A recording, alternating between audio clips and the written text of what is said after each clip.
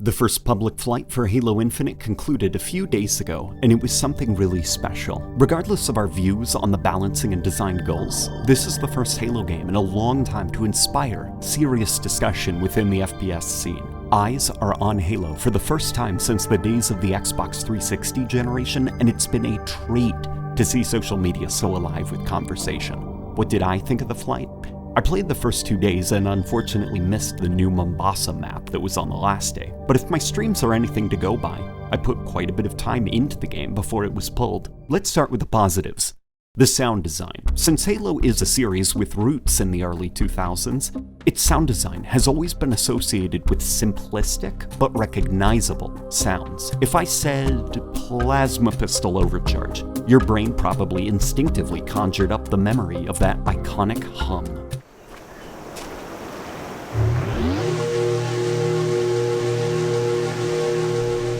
As the series moved into the 2010s and the production value increased, dropping popular 2000s game stock sound effects in favor of studio-created, original sound effects, portions of the community felt the charm of Halo's audio spectrum became a bit lost in all of the highly detailed noise.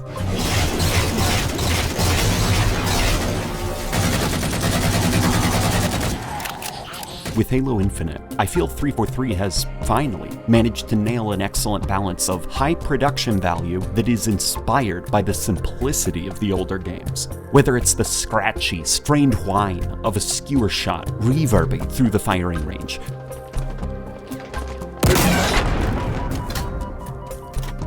with the hungry rumbling of the battle rifle dishing out damage from a distance.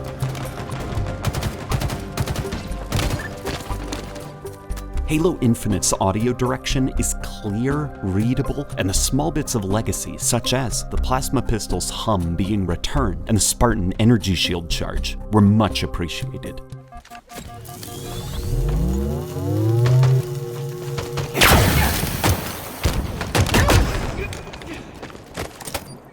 Weapons such as the Needler needed a bit of work, but I attributed that more so due to it being, well, an early build of the game. The music was also superb. Some tracks dipped a bit too much into that Halo 4 loud wailing for my tastes.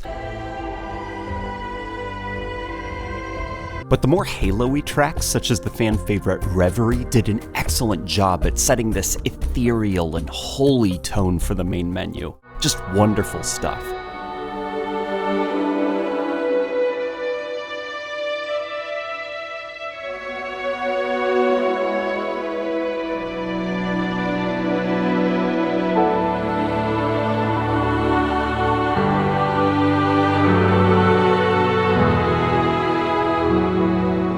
And an almost 4-minute monastic choir suite absolutely spoke to that part of me that loves Halo music.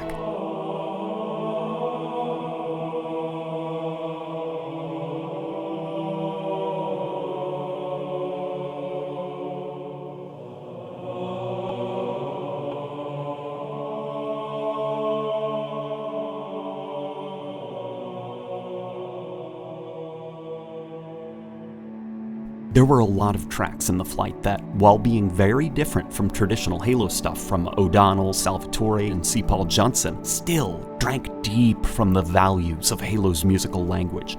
There was lots of rock, lots of soft, dreamlike choirs, lots of electronic-y, soft ambience. It was excellent stuff that I want to hear more of. I also felt that, with the exception of the battle rifle's stiff reload and janky transitions, the animation quality this flight was quite high. I couldn't help but grin uncontrollably at the Needler's animations, which were evocative of the first Halo games, or the snappy animations of the sidekick pistol. The Commando might have my favorite animations in the whole flight. It was a gun that I felt radiated confidence in its presentation. Each shift, twitch, and angle during the animation properly conveyed intent, weight, and readability. The direction of the game also impressed me. While I may have gripes with design and balancing choices, the desire from 343 to make a game that has predictable player movement that's driven by the external sandbox rather than personal player superpowers sets the stage for a game that has the room to grow and expand as the game evolves. What interested me a lot was the amount of alt-fire modes for the weapons. There was a beautiful moment captured on stream when I discovered the new Brute Ravager had an alt-fire mode that let it lay down a blanket of plasma fire on the ground for area control purposes. Whoa, hang on.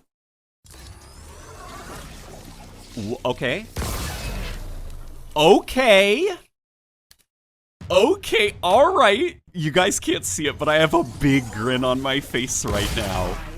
Is that an area of denial weapon? That is interesting. I retract everything negative I was about to say about this. Hang on, we're gonna do another test with that thing. I hope the final game explores alt-fire modes for weapons further.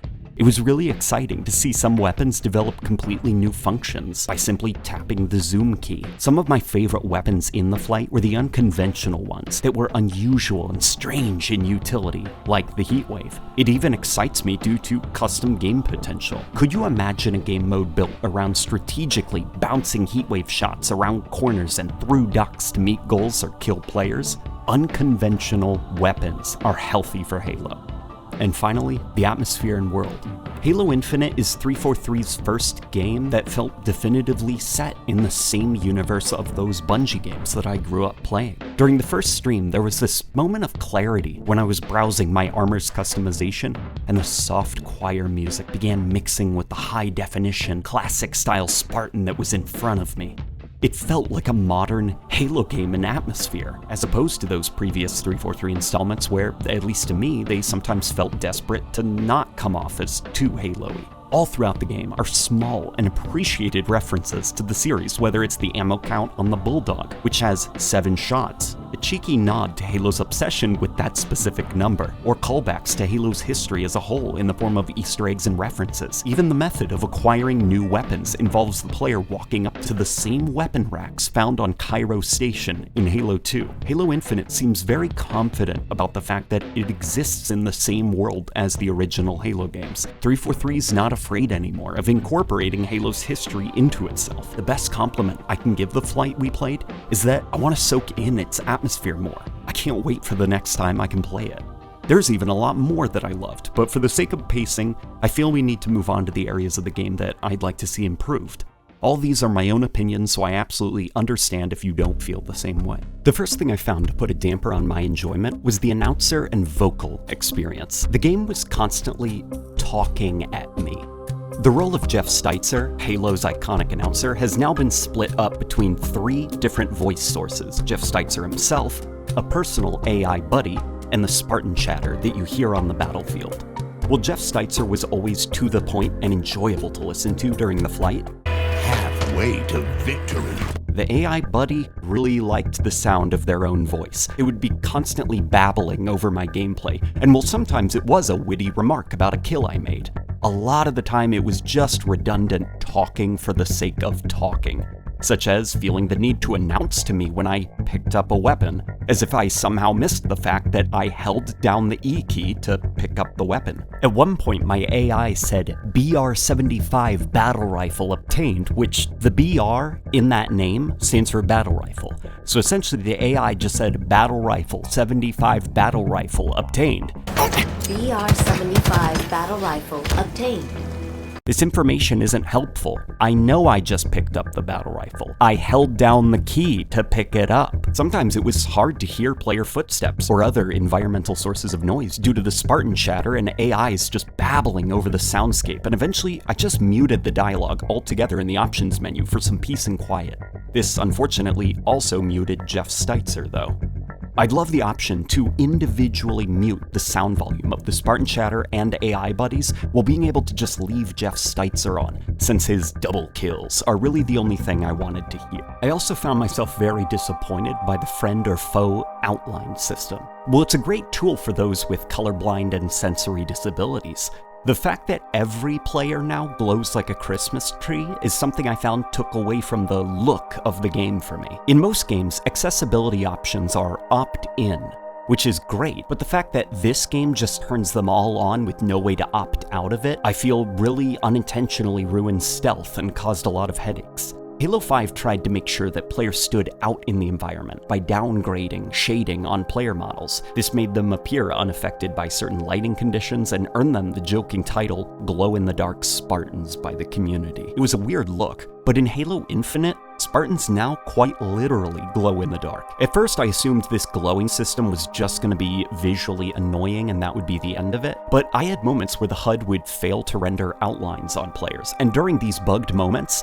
there was simply no way to tell whose team the player belonged to. And while I assume that bug will be fixed before launch, it brings up an interesting issue. In Halo Infinite, there is no way to tell a player's team allegiance by simply looking at their armor. The world and art direction of Halo Infinite does not tell you a player's allegiance. You must rely on your HUD telling you that for you. Cover everyone in HUD goo. I'd love for 343 to look into a way that, without using the HUD, using in-game art direction, tell me whose team a player belongs to. No HUD outlines, just an in-world, organic way to look at a player's armor and go, ah, I know whose team that guy's on, like Gears of War. Or maybe there can be a toggle for classic, streamlined team colors for a more grounded and proven-to-work visual experience. Some room for improvement I also felt was the time to kill and the range of certain weapons, which I found a bit strange.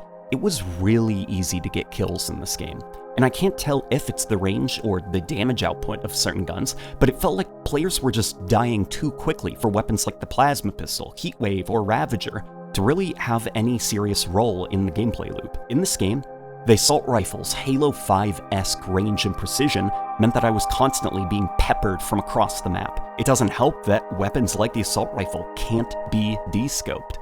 So from spawn, all players are armed with what are functionally fully automatic battle rifles with no way to disrupt their aim. A lot of players online identified this as one of the more problematic weapons in the game due to its excessive range and accuracy, which led to that sense of there being very little breathing room when a hose of bullets is being sprayed down map at all times.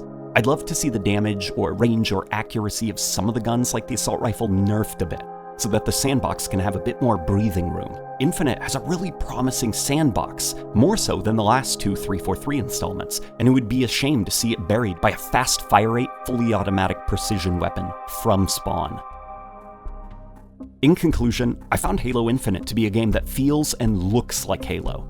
It's not interested in shedding Halo's legacy, but rather fully embracing it as a part of what it is. Minus some really rough weapon balancing, the game's sandbox wants to be a bit more creative and role-focused than the last two installments, and I'd love to see that expanded upon with alt-fires, secondary weapon mechanics, and other unconventional methods of utility. The outline system, I think, is kind of convoluted and hard to get used to, and while I am willing to give it a go, I would like a way to just revert to what has worked before in the red versus blue team color system. How do you feel about the recent Halo Infinite flight? Which things would you like to see me go more in depth about? I have quite a lot of thoughts on what we saw, and I'm more willing to go in depth on certain topics if people are interested in. Off the bat, here are some of the topics I feel quite opinionated about. I'll give you room to let me know down below, and feel free to share the video, like it, maybe subscribe, tell your friends, your pet, hell, anyone really. Okay, I'll get out of here before I start begging.